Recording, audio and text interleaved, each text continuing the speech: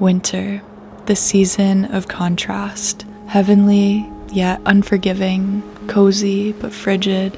The duality makes it both challenging and rewarding. To experience its full magnificence, you have to be prepared.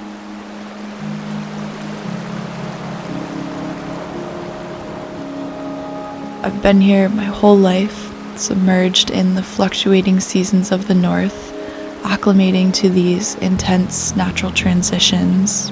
But now that I live full-time in an old mountaintop cabin, getting ready for the cold looks a bit different.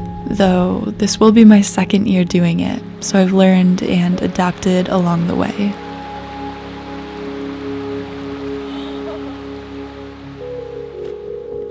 This time last year we had no woodshed and our firewood supply was dwindling, so we had to split rounds every day by hand, bring them back to the cabin on a snowmobile. To fix that, this fall I built a shed capable of storing 3-cord in a dedicated area near the A-frame for processing the trees off of our property. My sister and I started using a splitter and stacking, but still had a ways to go to fill it up. Back in the spring, Kyle and I built a garden, so not only harvesting, but also preserving food for the cold season ended up becoming a priority in late summer. Lots of fresh, nutritious jams and pickles, pestos, salsas, sauces, and more, then edible and medicinal herbs right through those first frosts.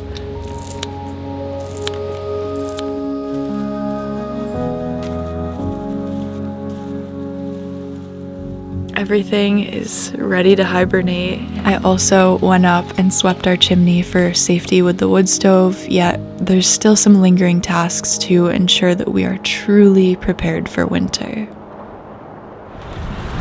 Today I'm working on assembling the leaf blower I just got because last year we didn't really have to worry about it, but this year we've got drainage ditches from the new driveway that we don't want clogged, and things like the garden should be cleaned out.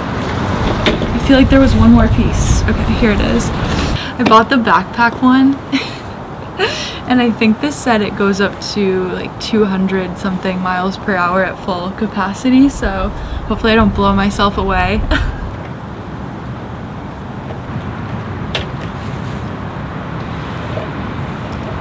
Okay, let's fill it up with some gas.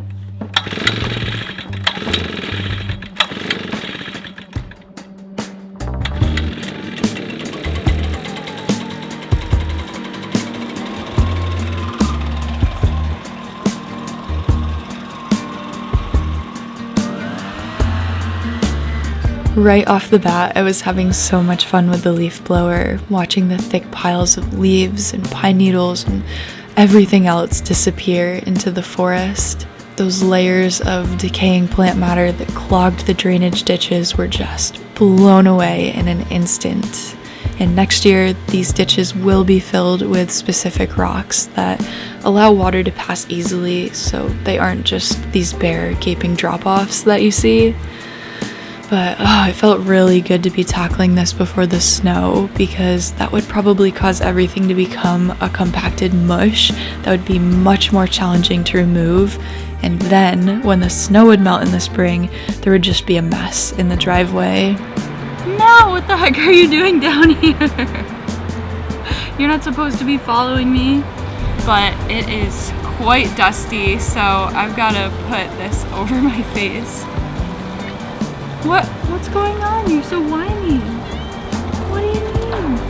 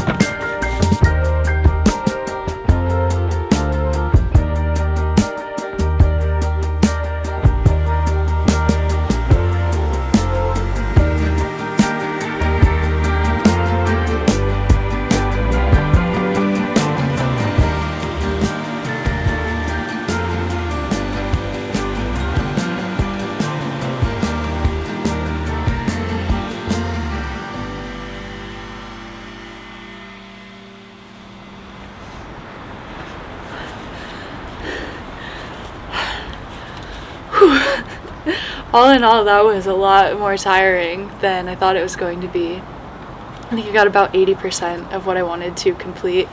So I'm really dirty and dusty at this point. I think this is a good chance to stop and clean up and start again in the daylight. I don't know, I genuinely think this might be one of my new favorite yard work tasks. I will say though, it can get frustrating when the wind starts blowing your leaves back at you as you're blowing at them.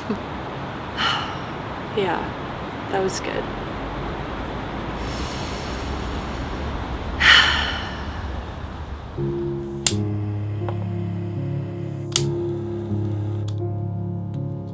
There is something so peaceful about this time of year when the garden is resting and I'm able to spend more time in my apothecary using those infusions that I have made from right off the property or foraging locally. Right now, with winter approaching, bringing dry, harsh conditions, it's a really good time to have a nourishing and hydrating balm or salve. So I'm taking a couple different oils. The different combinations produce different richly hued variations. And bring it all together to make what I call my all-purpose salve. This blend is jojoba oil, olive oil, lanolin, shea butter, mango butter, yarrow, arnica, calendula, comfrey, St. John's wort, helichrysum, burdock root, rosehip, beeswax, hemp seed oil, vitamin E oil, and the essential oils of rosemary, lavender, wintergreen, frankincense, and ginger. So it is loaded up. I just scooped some out of my little tester, and genuinely I think this is my favorite, totally the best batch I've ever made.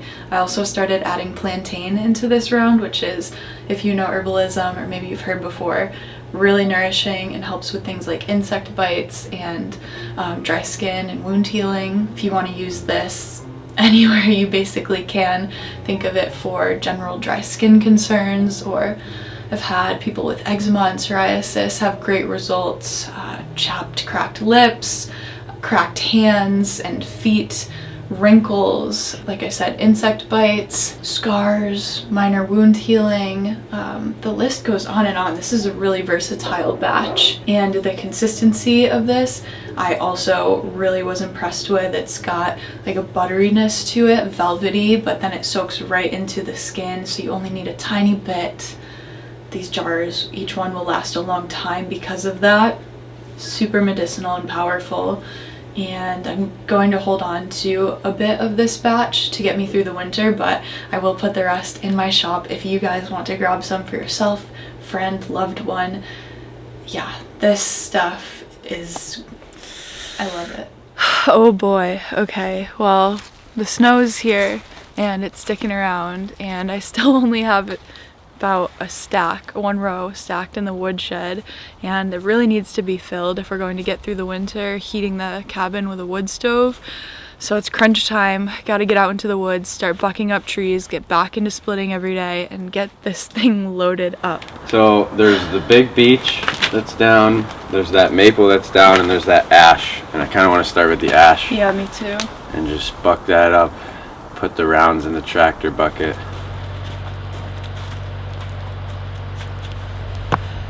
Barn chain oil. Alright. This one looks pretty good. I mean, I guess a little more could go in.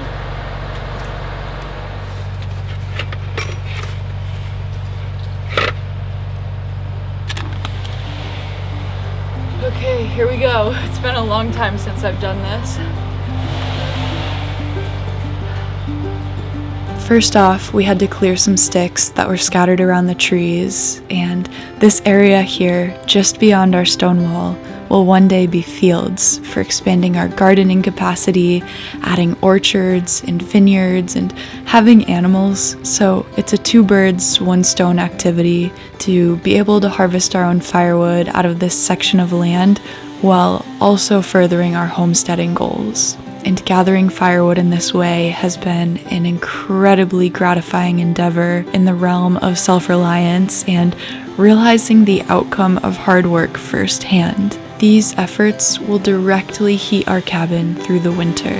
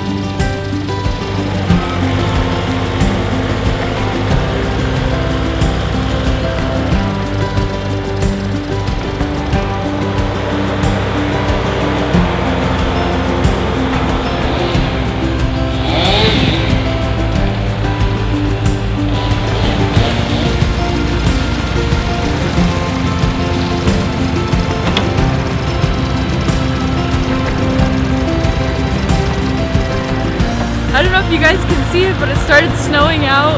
There's little flakes all in the air. And I think the gist of today is that it's probably going to be just getting the big logs, the big trees split into chunks, and those chunks are so heavy. So even though we're not going that far with them, there is quite the process to get them to where they need to go to then be split. So I think tomorrow will be the splitting day. What a beautiful snowy day to be out here in the fresh air, moving around, getting ready for the season.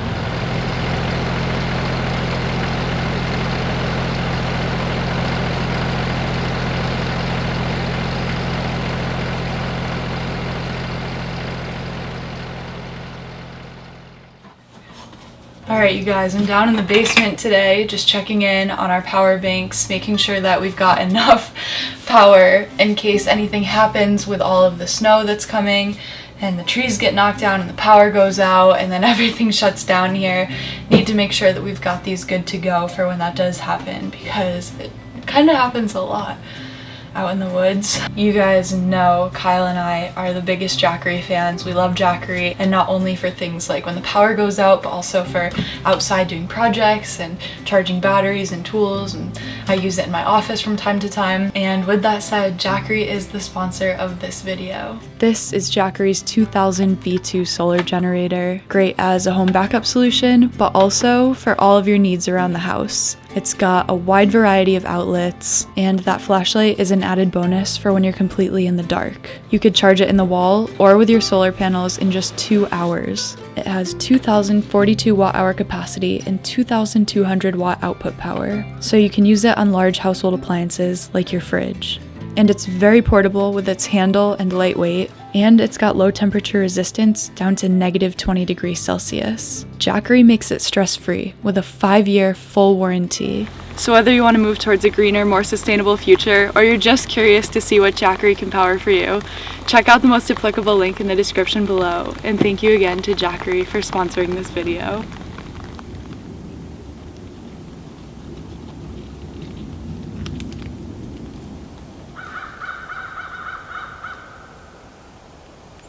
I think this might be one of my favorite sounds. Ready?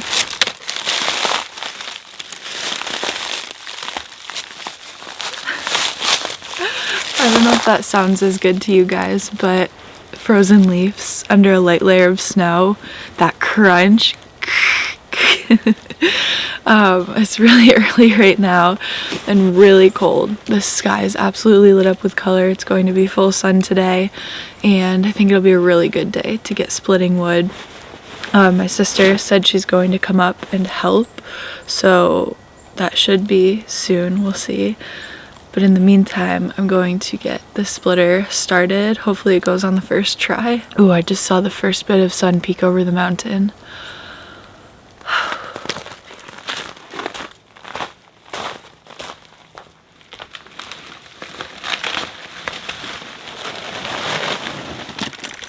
What the heck? There's still snow under this.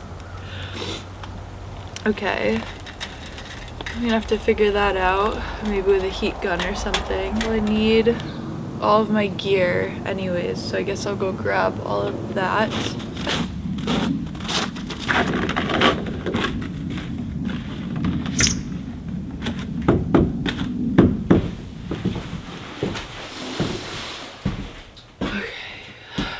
Gun should be, oh, you know what, I think it's in the basement in the house and not in here. Hopefully it is, because otherwise I'm going to have to get a little bit inventive with setting this up.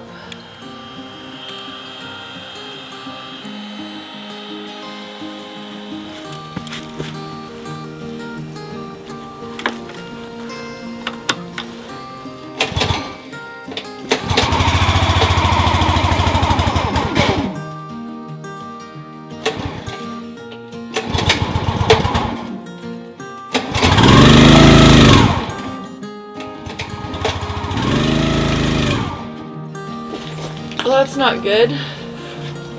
Come on. You can probably imagine how my heart sank when I wasn't able to get the machine fired up right away, and then the relief and excitement that followed when it started running strong. That splitter has been game-changing. It's so much more practical than splitting an entire winter's worth of wood by hand, though I do love doing it that way, and if you have the time, it certainly is one way to do it. I mean, that's how we got by last year. But anyways, so my sister and I were back at it, splitting and stacking the wood. Kyle was working on a different project. Sometimes we split up our tasks to kind of divide and conquer, and since I had built the woodshed, I felt really connected to seeing this through and filling it up.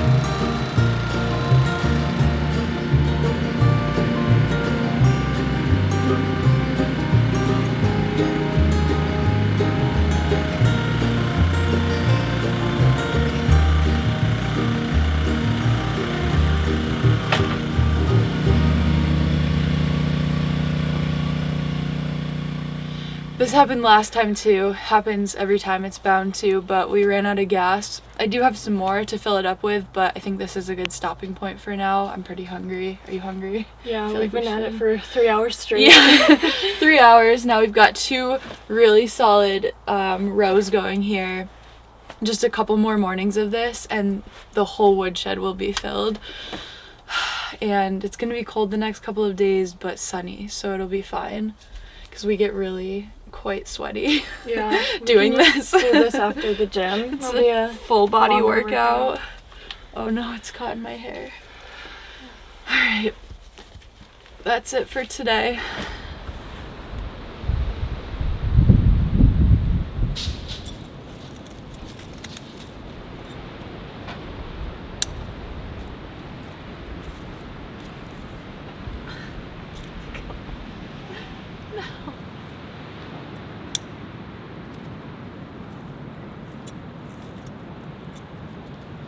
Are you wrapping up?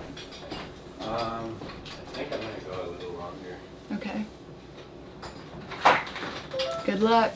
Tonight I'm in the kitchen. I'm going to spend the evening doing a couple batches of different kinds of fire cider to get us through the winter. I've got these 3 new recipes I came up with that I want to try. Just tossed a couple logs on the fire. It's really warm and cozy in here, and went out to the garden not long ago, grabbed some of the fresh herbs that are remaining out there.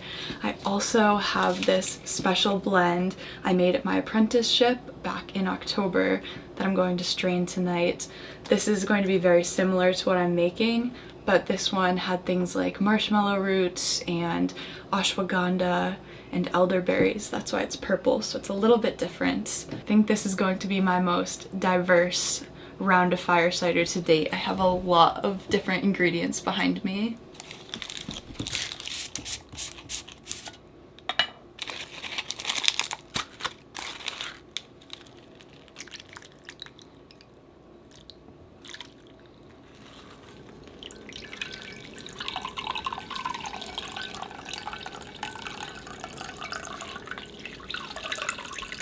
I love making fire cider, especially this time of year. It feels like a tradition. Essentially, fire cider is combining apple cider vinegar with different natural ingredients that each provide their own health benefit and infuse into the vinegar, then you strain it.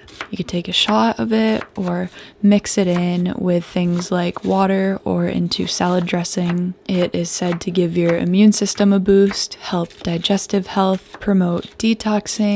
It's anti-inflammatory, can play into respiratory health as well as your energy.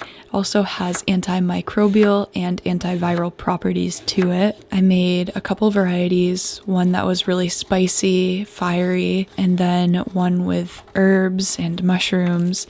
The next was sweet and vitamin C packed, and the last was more of your typical kind of throw everything together. So the first was jalapenos, habaneros, red onion, horseradish root, garlic, ginger and turmeric. The next I did sage, and then some oregano, thyme, rosemary, all from the garden. Then I added some fresh lemongrass and bay leaves. The sweet one was packed with oranges and cranberries. I then added the turkey tail mushrooms I had forgot to put in, went back and added rose hips to the sweet blend, and then went back again and added parsley.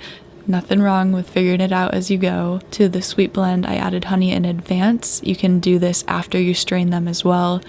Last one, like I said, combination of everything, nice rainbow going on here. Then you just top everything off with some organic apple cider vinegar. Let them infuse for about 4 weeks. Don't really let the sunlight touch them. Put them in a cool, dark space. Shake them once in a while. Then you can strain them and have these amazing tonics for the cold season. So those 4 smaller jars are ready to go. They only need to infuse for 4 weeks. And then this bigger jar here, I didn't quite have enough apple cider vinegar, so I do have to finish filling this tomorrow.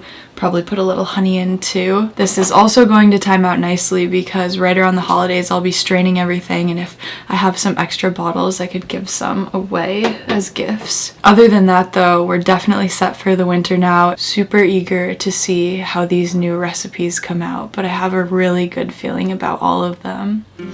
The woodshed still needed a lot of time and dedication to be filled before winter, and Kyle's friend Simon was home. They were out on the property clearing the snowmobile trails for us, so I thought it was a great opportunity to get out in the sunshine, fire up some of the machines, and get to it on bucking up more of the fallen trees. We had beech and ash. Both were feeling nice and dry, so I loaded them up into the tractor and brought them over and got to work.